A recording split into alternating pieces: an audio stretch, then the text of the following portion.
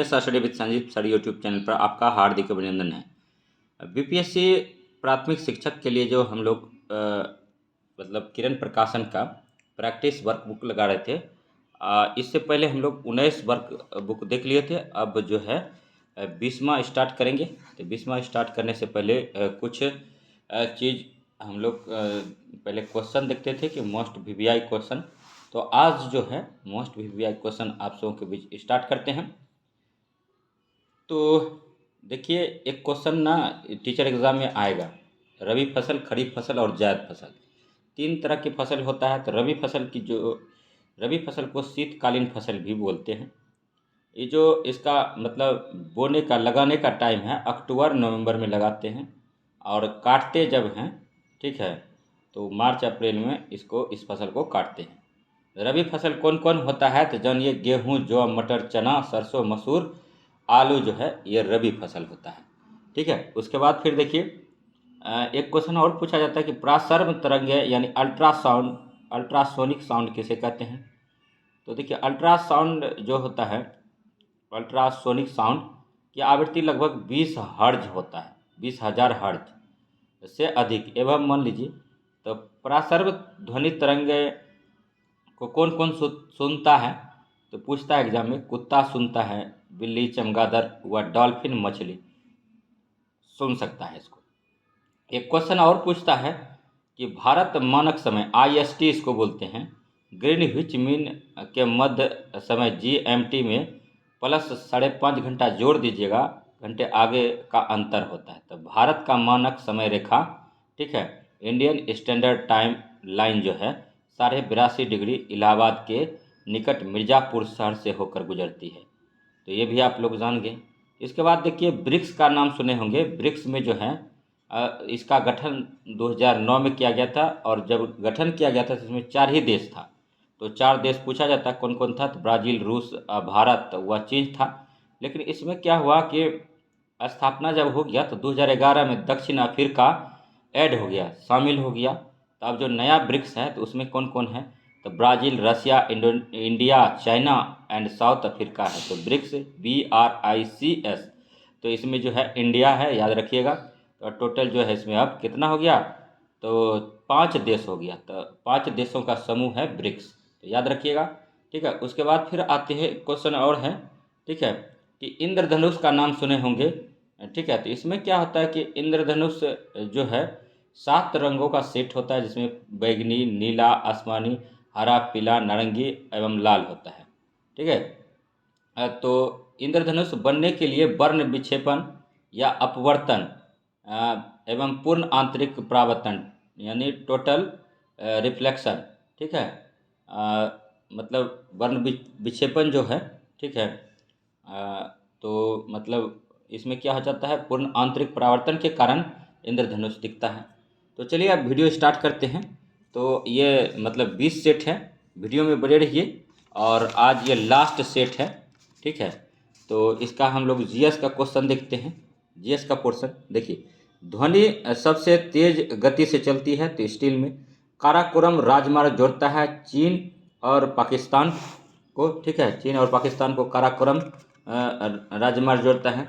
और गोल्डन, ठीक है, गोल्डन चैरिटी ऑफ लग्जरी, ठीक है, टूरिस्ट ट्रेन जो कि कर्नाटक और गोवा के बीच चलती है। भारत का शेक्सपियर कहे जाने वाले संस्कृत कवि हैं कालिदास।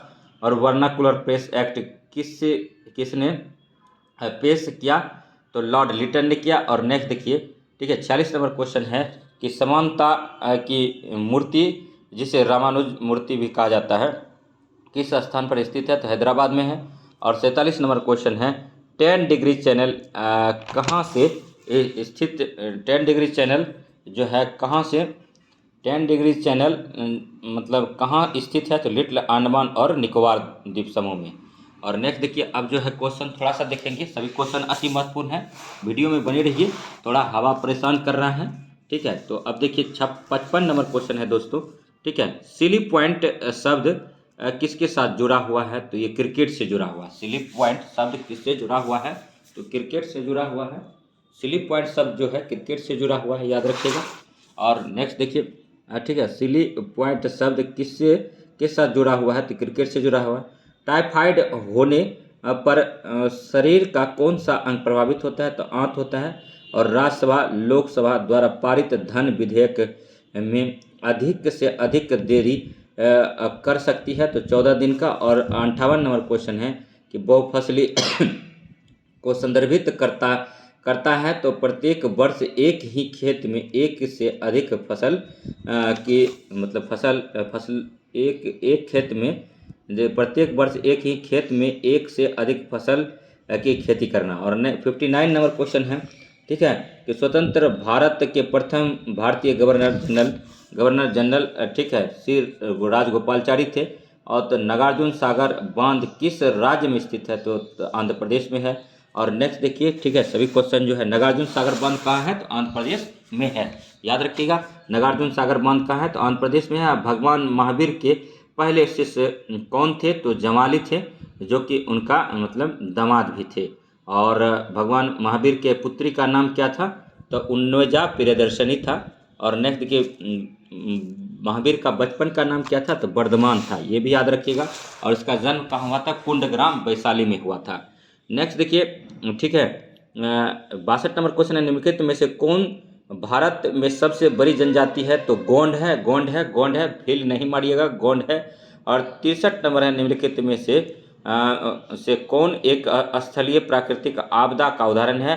तो भूस्खलन है। भूस्खलन जो है प्राकृतिक आपदा का एक उदाहरण है। और नेक्स्ट जो है, ठीक है, 64 नंबर है, डांडिया किस राज्य का लोक नृत्य है? तो गुजरात का है। डांडिया किस राज्य का लोक नृत्य है? तो जो है कि मतलब गुजरात का है। और नेक्स्ट देखिए, ठीक है, 65 नंबर क्वेश्चन पर आगे हैं, वीडियो में बने रहिए। 65 नंबर क्वेश्चन कह रहा है कि नाट्यशास्त्र पुस्तक किसके द्वारा लिखी गई है? तो भरत मुनि के द्वारा लिखा गया है। रणजी ट्रॉफी निम्नलिखित में से किस खेल से संबंधित है? तो क्रिकेट से है। और इंडिया ऑफ माई ड्रीम्स पुस्तक के लेखक कौन है? तो M.K. गांधी है। इंडिया ऑफ माई ड्रीम्स के लेखक कौन है? तो महात्मा गांधी हैं। और नेक्स्ट देखिए, वीडियो में बने रहिए। वीडियो अगर अच्छा लग रहा है तो लाइक कीजिए, सब्सक्राइब कीजिए और शेयर कीजिए। अर्थशास्त्र पुस्तक के लेखक कौन हैं? तो चाणक्य, कौटिल्य और विष्णुगुप्त हैं। और नेक्स्ट देखिए, उबालने से तरल उबालने से तरल से गैसीय में अवस्था में परिवर्तन शामिल है। और 70 नंबर क्वेश्चन है दोस्तों, 70 नंबर क्वेश्चन कि वल्लभ भाई पटेल को सरदार की उपाधि वारदोली की तरफ से गांधी जी ने, वारदोली की महिलाओं की तरफ से गांधी जी ने दिया था। और चिल्का झील किस राज्य में स्थित है? तो उड़ीसा में है। और 72 नंबर क्वेश्चन है कि सारे जहां से अच्छा हिंदुस्तान हमारा गीत की रचना किसने की थी?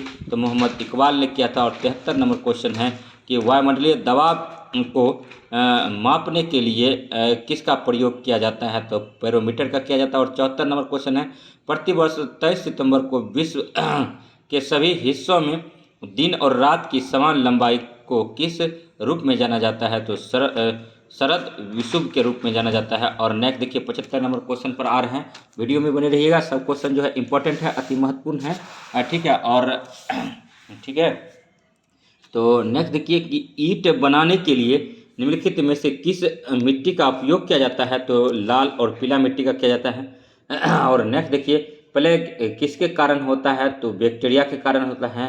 और 77 नंबर के राज्य की वास्तविक कार्यकारी शक्तियों का प्रयोग किसके द्वारा किया जाता है? तो मुख्यमंत्री के द्वारा किया जाता है। 78 नंबर है कि महात्मा गांधी द्वारा भारत में नील किसानों के लिए पहले सत्याग्रह कहाँ आयोजित किया गया था? तो चंपारण में किया गया था। और 79 नंबर है, सतपुरा और विंध्य के बीच बहने वाली नदी है? तो नर्मदा है। और 80 नंबर क्वेश्चन है कि मुंबई हाई ऑयल फील्ड्स कहाँ स्थित है? तो अरब सागर के महाद्वीपीय शेल्फ में। और 81 नंबर क्वेश्चन है कि संविधान द्वारा निर्धारित लोकसभा की अधिकतम संख्या सदस्य 552 है। और 82 नंबर क्वेश्चन है, आयोडीन की कमी से कौन सा रोग होता है? तो घेगा रोग होता है। 83 नंबर है कि 1024 किलोबाइट बराबर होता है 1 मेगावाइट MB के बराबर होता है। और नेक्स्ट देखिए, 84 नंबर क्वेश्चन है, 84 नंबर क्वेश्चन कह रहा है, ठीक है, कि जो लोग अतीत में किए गए चीज़ों का अध्ययन करते हैं उन्हें पुरातत्वविद कहते हैं। और बाघा सीमा कहाँ स्थित है? तो अमृतसर पंजाब में है। और 86 नंबर क्वेश्चन पर आते हैं, निम्नलिखित में से किस राज्य ने संस्कृत को आधिकारिक भाषाओं में से एक के रूप में अपनाया है? तो उत्तराखंड ने अपनाया है। और नेक्स्ट देखिए 87 नंबर क्वेश्चन है, सितारों के एक समूह को क्या कहा जाता है? तो नक्षत्र मंडल कहा जाता है। और 88 नंबर क्वेश्चन है, पी गोपीचंद किस खेल से जुड़े हुए हैं? तो बैडमिंटन से हैं। 89 नंबर क्वेश्चन है, भारत सरकार के अंतरिक्ष कार्यक्रम की देखभाल करने वाली संस्था कौन सी है? तो इसरो है। और इसरो का गठन कब हुआ था? 1969 में हुआ था। और आंध्र प्रदेश के श्री हरिकोटा में है। और याद रखिएगा। नेक्स्ट देखिए, ठीक है, 80 नंबर जो है 80 का 90 नंबर क्वेश्चन है कि भारतीय नौसेना का आदर्श वाक्य है? तो स नो वरुण। और 91 नंबर क्वेश्चन है, निम्नलिखित में से कौन लोकसभा के स्पीकर के वेतन और भत्ते का निर्धारण करता है? तो संसद करता है। और नेक्स्ट देखिए 92 नंबर क्वेश्चन है, निम्नलिखित में से कौन एक प्राकृतिक पर्यावरण नहीं है? तो तालाब है, झील है, वन है, जबकि मकई क्षेत्र नहीं है। और नेक्स्ट देखिए, धान का क्षेत्र जो है एक जो है कृत्रिम पारिस्थितिकी तंत्र का उदाहरण है, याद रखिएगा। और नेक्स्ट देखिए 93 नंबर क्वेश्चन जो है, शाहजहां ने करतारपुर की लड़ाई किसके विरुद्ध लड़ी थी? तो गुरु गोविंद सिंह। और नेक्स्ट देखिए 94 नंबर क्वेश्चन है कि भारत में सशस्त्र बलों के कर्मियों के लिए सर्वोच्च वीरता पुरस्कार कौन सा है? तो परमवीर चक्र है। और 95 नंबर क्वेश्चन की वायुमंडल में ओजोन परत डैश की ऊंचाई पर है? तो 50 किलोमीटर।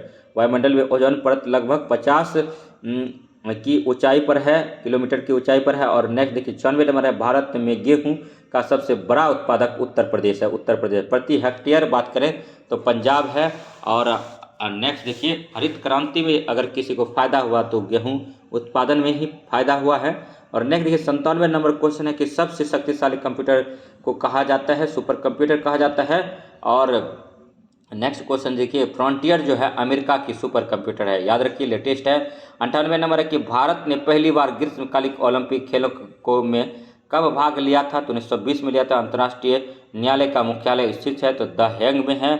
और नेक्स्ट देखिए 100 नंबर क्वेश्चन पर आगे हैं कि अकबर ने किस सिख गुरु को हरमिंदर साहिब स्वर्ण मंदिर के निर्माण के लिए जमीन दी थी?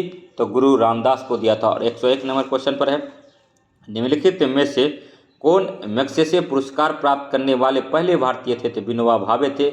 102 नंबर क्वेश्चन है कि निम्नलिखित में से कौन सी जानकारी अशोक के अभिलेख में मिलती है? तो इसमें जो मिलता है देखिए जीवन की कहानी मिलता है, ठीक है। उसके बाद फिर जो है आंतरिक नीति मिलता है और विदेशी नीति मिलता है, प्रयुक्त सभी मिलता है। 103 नंबर क्वेश्चन है कि पश्चिमी घाट और अरब सागर के बीच कौन सा तटीय मैदान स्थित है? तो अपरंता है।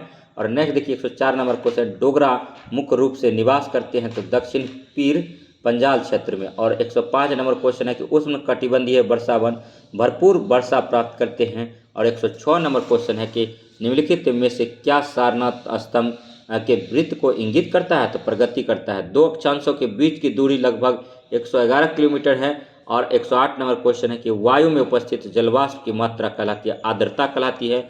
और 109 नंबर है कि पशु चारणिक कृषि से निरंतर मदद मिलती है?